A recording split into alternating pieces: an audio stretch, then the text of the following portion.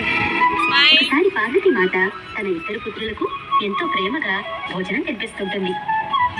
ఈ లడ్డు వినాయకుడికి, ఈ లడ్డు కార్తికేయుడికి. ఇవాళ భోజనం ఎంతో రుచికరంగా ఉందమ్మా. ఈ లడ్డూలను చూస్తే నా నోరు ఊరిపోతోంది. అరే గణేష్, నువ్వెంత తింటావు? అమ్మా, గణేశుడు ఒకసారి ఎన్ని లడ్డూలు తింటాడు? నావి 2 లడ్డూలే అయ్యాయి. అమ్మా, నాకు మొదటి లడ్డు పెట్టు. లేదు లేదు, నాకు మొదట పెట్టు. ఇదిగో కార్తీక్, నేను అన్ని లడ్డూలు దీంట్లో పెట్టాను. దమ్ముంటే దీన్ని పట్టుకొని చూపించు. చూసావా అమ్మా, గణేశుడు లడ్డూలన్నీ తీసుకొని పారిపోయాడు. ఉండు, నేను తనని ఇప్పుడే పట్టుకుంటాను. కార్తీక్, నేను ఇక్కడ నిలబడ్డాను. ఈ లడ్డూలు ఎంత బాగున్నాయి. పిల్లలు, మీ పోట్లాట పూర్తయ్యాక నన్ను పిలవండి. నేను ఇక్కడే కూర్చుంటాను. ఈ రోజు నేను పట్టుకొని తీరుతాను. లేదు కార్తీక్, నువ్వు నన్ను పట్టుకోలేవు. ఇలా అని చెప్పి గణేశుడు మాయమైపోతున్నాడు. అందుకని నేను తనని పట్టుకోలేకపోతున్నాను. ఇంతలో అక్కడికి నారదముని వస్తారు. నారాయణ నారాయణ. కార్తీక్ తల్లితో వాదించడం చూసి గణేశుడికి కార్తీక్కి మధ్య పోట్లాట జరిగిందని నారదుడికి అర్థమవుతుంది. దేవర్షి నారదుల వారికి ప్రణామాలు. ఇలా వచ్చారేమిటి?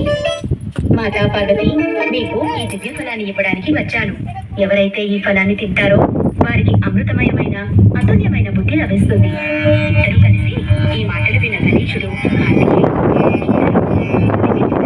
నేను తింటానని. గణేశుడంటే నీకన్నా పెద్దవాడిని, నేనే తింటానని.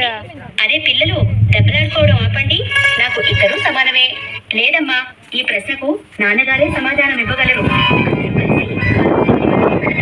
పార్వతీ మాత ఆయన విషయమంతా చెబుతుంది. మీరే వీరిద్దరికీ నచ్చ చెప్పండి.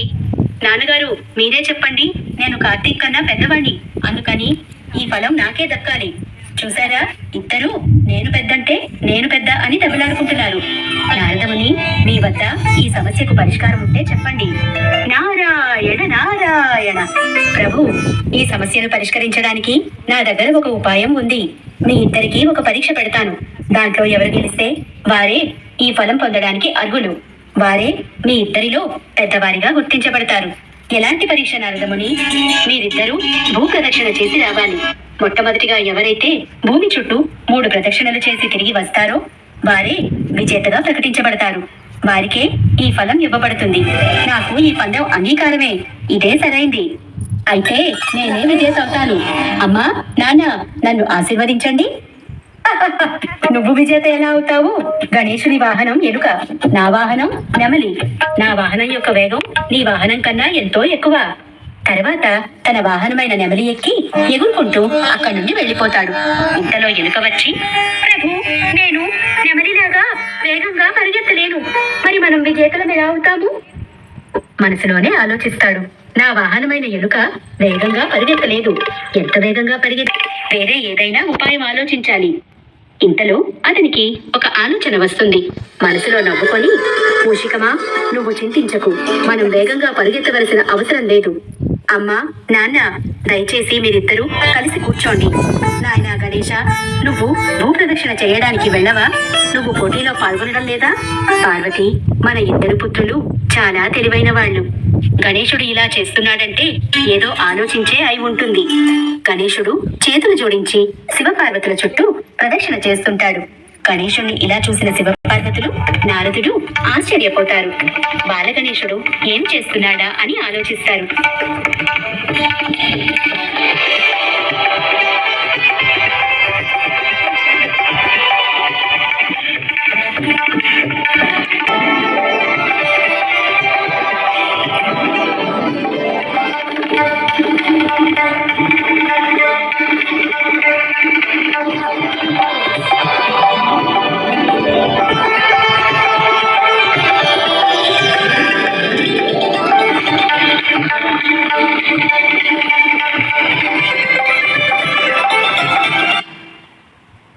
ప్రదక్షిణలు చేసిన తర్వాత గణేశుడు తల్లితో, అమ్మా, నేను 3 ప్రదక్షిణలు పూర్తి చేశాను.